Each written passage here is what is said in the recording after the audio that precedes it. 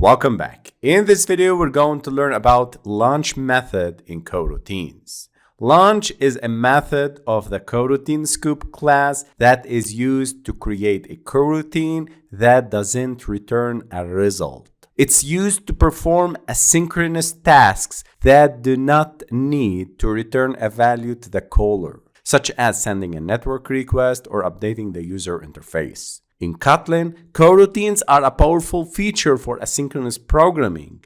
The launch coroutine builder is one of the ways to start a coroutine. It launches a new coroutine without blocking the current thread and returns a reference to the coroutine job, which can be used to manage and control the coroutine.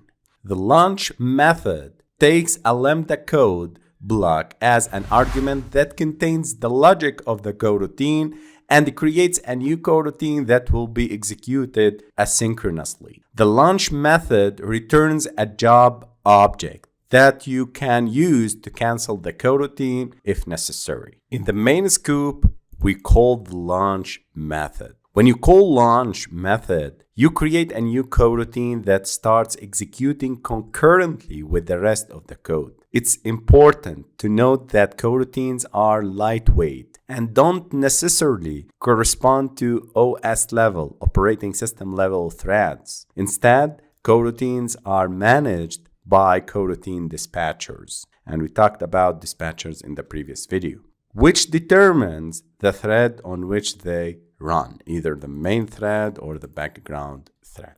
The launch method requires a coroutine scoop where it can run. So after the launch, we have this lambda expression. This is the coroutine scoop. A scoop defines the context in which the coroutine operates, including its life cycle.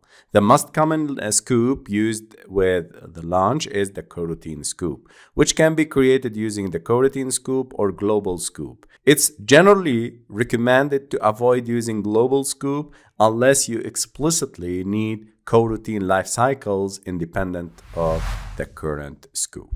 Moreover, the launch function returns a reference to the coroutine job, which can be used to interact with the coroutine, such as canceling it or waiting for its completion. For example, here I'm creating a main scoop. I can assign this for a variable. So val job number 1 equals to main scoop dot launch. So this is how we assign a coroutine to a variable. And again, the launch function returns a reference to the coroutine job, which can be used to interact with the coroutine, such as canceling it or waiting for its completion. For example, I can use this job1 to cancel the coroutine. For example, start with job1 dot cancel.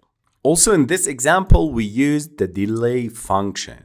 The coroutine code includes a delay function to simulate some asynchronous work. While the coroutine is running, the main thread continues executing. Depending on whether you call join or cancel on the job, you can control the lifecycle of the coroutine. Finally, it's important to close the coroutine scoop when it's no longer needed to free up resources associated with it. So I'll start with scoop dot